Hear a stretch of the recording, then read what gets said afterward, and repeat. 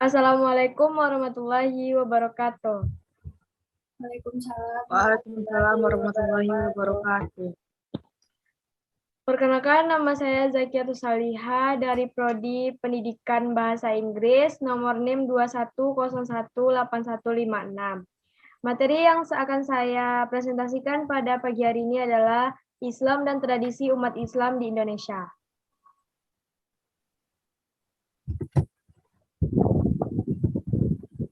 Yang pertama, sejarah Islam di Indonesia. Sejak awal abad Masehi telah ada rute-rute pelayaran dan perdagangan antar pulau dan atau antar daerah. Kawasan timur yang meliputi Kepulauan India Timur dan pesisir selatan Cina sudah memiliki hubungan dengan dunia Arab melalui perdagangan. Perdagangan Arab datang ke Nusantara melalui jalur laut dengan rute dari Aden penyisir pantai menuju Maskat, Risut, Siraf, dan lain-lain. Dapat diperkirakan bahwa Islam sudah masuk ke Nusantara sejak awal abad Hijriah, meskipun sifatnya masih dianut oleh bangsa asing dan belum ada pengakuan dari pribumi yang beragama Islam. Terdapat 5 teori tentang masuknya Islam. Yang pertama itu teori Arab, menyatakan bahwa Islam menyebarkan pada abad ke-7 Masehi saat Kerajaan Sriwijaya mengembangkan kekuasaan Selat Malaka sudah ke negeri Asia Tenggara dan Asia Timur. Ada yang berpendapat mereka adalah utusan-utusan Bani Umayyah yang bertujuan penjajahan perdagangan dan pendapat-pendapat lainnya. Yang kedua, teori Cina, menjelaskan bahwa etnis Cina Muslim sangat berperan dalam proses penyebaran agama Islam di Nusantara. Islam datang ke Nusantara berbarengan dengan Cina dan melalui jalur perdagangan yang sama. Islam datang ke Cina di Kaiton Guso pada masa pemerintahan Taisung 627 sampai 650 dari dinasti Tang, dan datang ke Nusantara di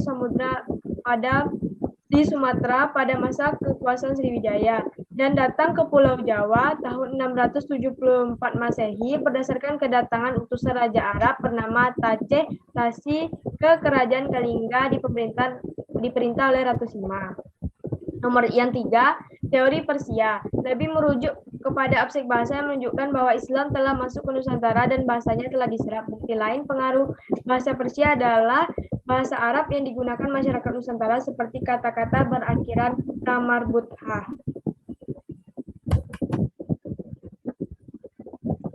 Yang keempat, teori India, menyatakan Islam datang ke Nusantara bukan langsung dari Arab, melainkan melalui India pada abad ke-13. Dalam teori ini disebut 5 tempat asal Islam di India, yaitu Gujarat, Kambai, Malabar, Coromandel, dan Bengal.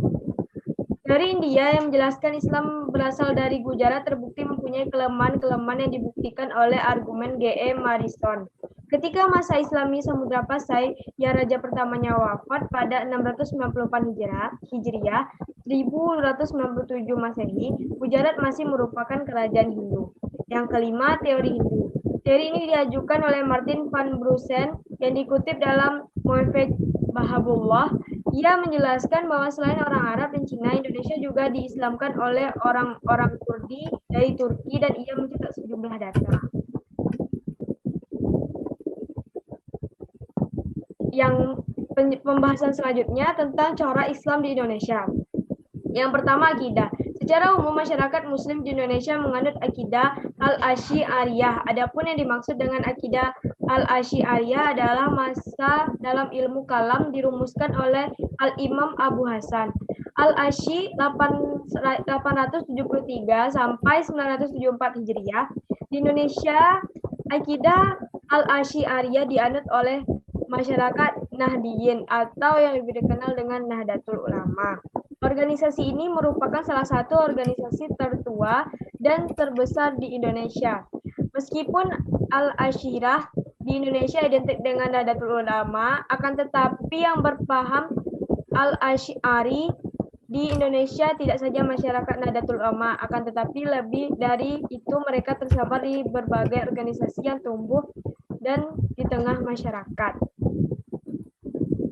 Dan selanjutnya, fikih. Masyarakat Indonesia mayoritas bermazhab Al-Syafi'iyah.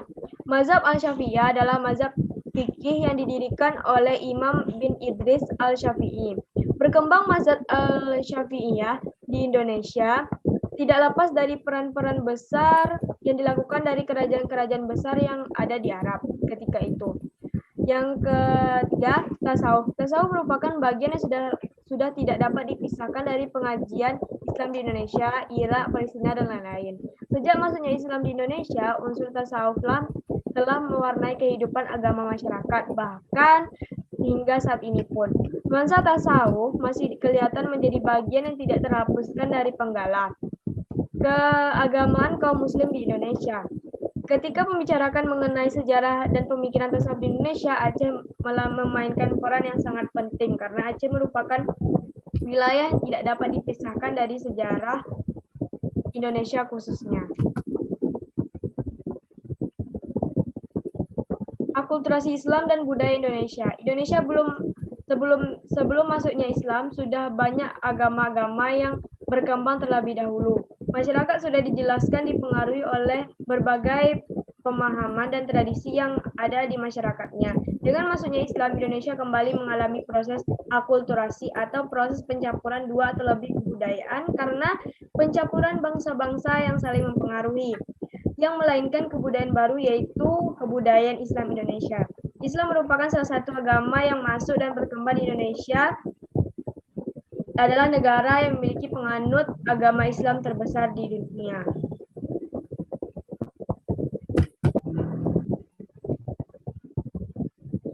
Selanjutnya, perkembangan akulturasi di Indonesia. Akulturasi dimaknai sebagai fenomena yang terjadi ketika kelompok-kelompok individu dengan budaya yang berbeda terlibat dalam kontak yang terjadi secara langsung. Proses ini disertai perubahan terus-menerus, sejalan dengan pola-pola budaya asal dari kedua kelompok itu. Akulturasi sering pula dideskripsikan sebagai perubahan dan adaptasi. Perubahan akulturasi bisa jadi merupakan konsekuensi dari transmisi atau persinggungan budaya yang terjadi secara langsung. Penyebab perubahan ini bisa saja berkembang dari faktor non-kultural, seperti modifikasi lingkungan dan demografi yang dibawa melalui pergeseran budaya.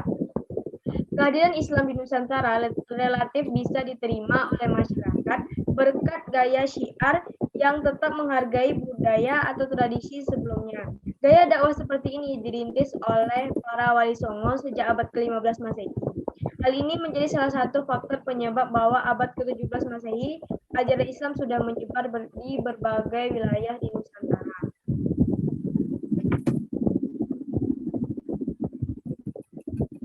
Selanjutnya, bentuk akulturasi Islam dengan budaya Indonesia.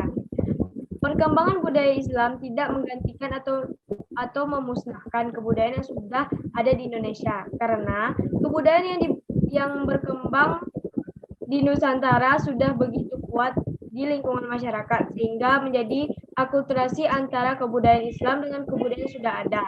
Hasil proses akulturasi antara kebudayaan masa pra-Islam dengan masa Islam masuk membentuk fisik kebedaan, seni bangunan, seni ukir atau seni pahat, dan karya sastra, serta pola hidup dan kebudayaan non-fisik. Bentuk lain akulturasi kebudayaan pra-Islam dan kebudayaan Islam adalah upacara kelahiran, perkawinan, kematian, selamatan pada waktu tertentu bentuk kenduri pada masyarakat Jawa.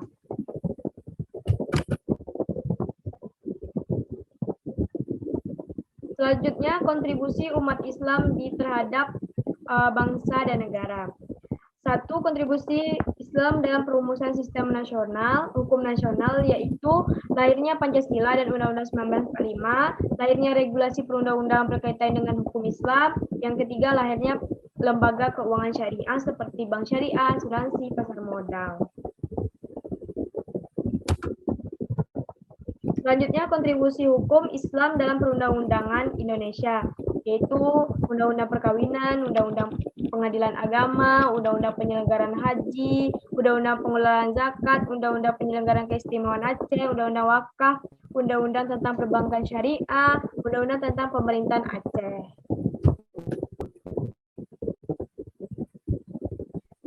Selanjutnya, kontribusi umat Islam dalam perpolitikan nasional. Di setiap masa dalam kondisi perpolitikan bangsa ini, Islam selalu punya pengaruh yang besar. sejak bangsa ini belum bernama Indonesia, yaitu era berdirinya kerajaan-kerajaan sehingga saat ini pengaruh perpolitikan bangsa tidak lepas dari pengaruh umat Islam. Salah satu penyebabnya adalah karena umat Islam menjadi penduduk mayoritas bangsa ini. Selain itu, dalam ajaran Islam sangat dianjurkan agar penganutnya senantiasa memberikan kontribusi sebesar-besarnya bagi orang banyak, bangsa, bahkan dunia. Penguasaan wilayah politik menjadi sarana penting bagi umat Islam agar bisa memberikan kontribusi bagi bangsa ini. Beberapa kontribusi umat Islam dalam perpolitikan nasional di setiap era atau masa pada bangsa ini, yaitu era kerajaan-kerajaan Islam berjaya, era-era kolonial dan kemerdekaan, Orde Lama, Orde Baru, dan era reformasi.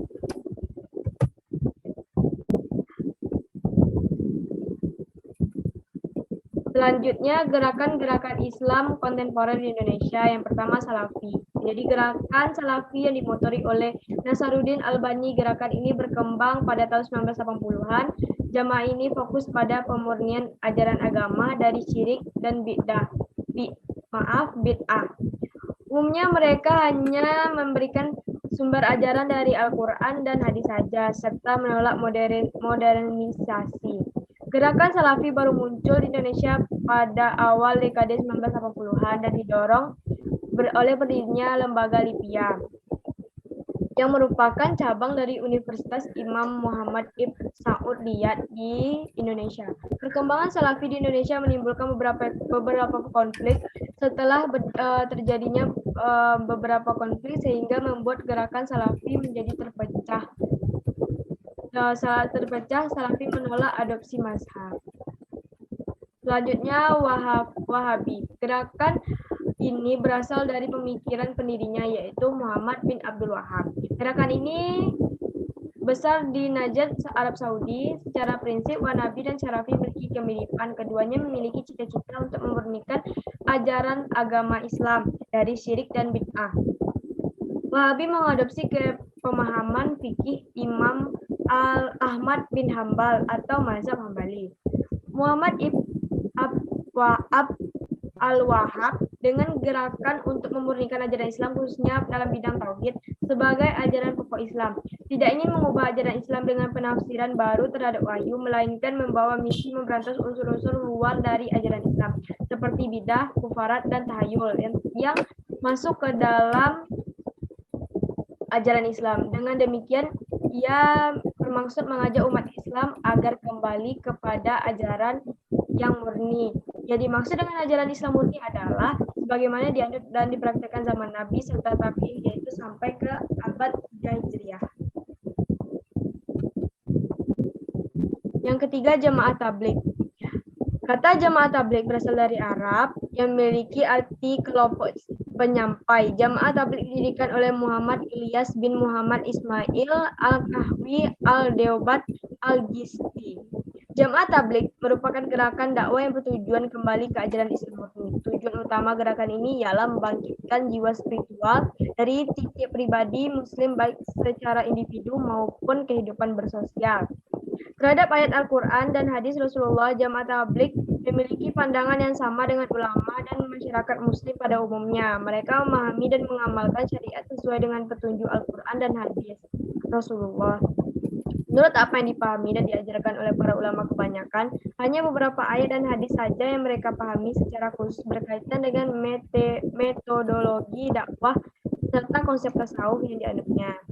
Ayat dan hadis tersebut misalnya pembicara tentang khuruj, pengkultusan terhadap sahabat, konsep pemukasyafahan, dan konsep musyahadah. Selanjutnya, Hizbut Tahrir Indonesia atau HTI, organisasi Islam transnasional pengurus Khalifah Al-Syamsiah, telah berdiri di Indonesia sejak dekade 1980-an.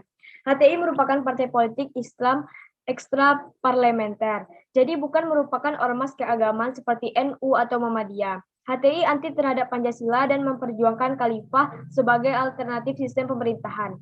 Gerakan liberalisasi Islam di Indonesia bisa dimulai sejak awal 1970-an.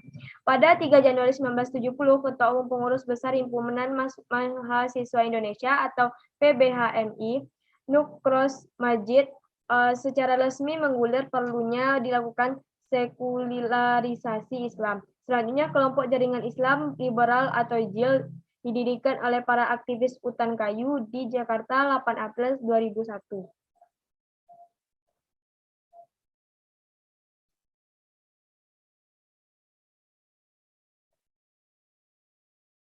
Yang kelima, Islam Nusantara. Islam Nusantara adalah Islam yang khas ala Indonesia. Gabungan nilai Islam teologis dengan nilai-nilai tradisional, tradisi lokal, budaya, adat istiadat di tanah air. Islam Nusantara adalah metodologi dakwah untuk memahamkan dan menerapkan universalitas atau syumuliyah. Ajaran Islam sesuai dengan prinsip-prinsip Ahlus Sunnah wal Jamaah dalam suatu model yang telah mengalami proses persentuhan dengan tradisi baik huruf sahih di Nusantara. Dalam hal di wilayah Indonesia atau merupakan tradisi yang tidak baik atau safid, namun sedang atau telah mengalami proses dakwah amutasi, asimilasi, minimalisasi sehingga tidak bertentangan dengan diktum-diktum syariah.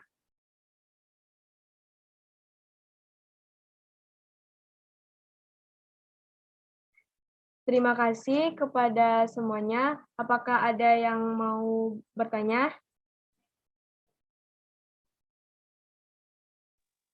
Tidak.